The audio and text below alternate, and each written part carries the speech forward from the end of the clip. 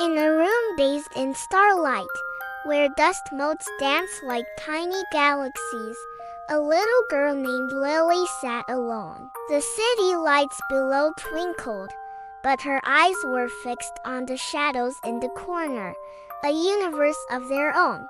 She whispered into the quiet, a name carried on a soft breath, a call to someone who could only answer in silence. "Are you here tonight?" And then he was, a visitor from the night, shimmering at the edges, a silhouette made of darkness and starlight. This was her brother, the one who had shielded her from a fate she was too young to understand, now bound to her in this ethereal way. He couldn't speak, but his presence was a language all its own. Spectral toys, woven from moonlight, appeared between them. They played a silent game of catch with a ball of light, and he'd gently nudge a phantom train across the floor. Lily would laugh, a sound that felt both joyful and fragile. But soon, a tear would trace a path down her cheek.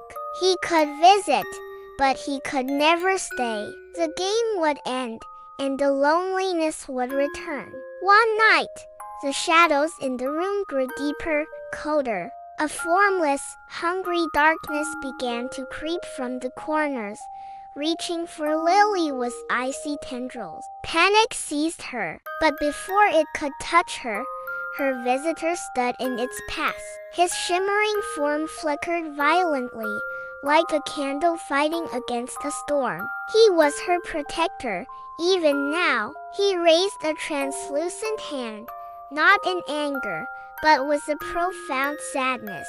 Pushing against the encroaching void, he poured all his remaining energy, all his love, into one final, defiant act.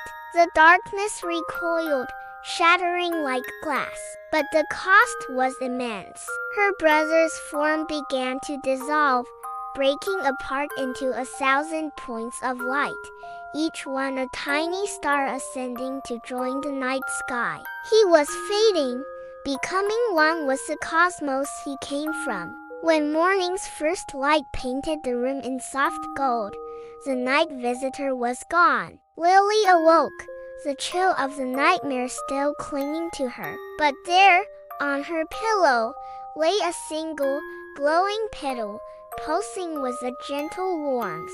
It was the last piece of his starlight, a final, silent gift.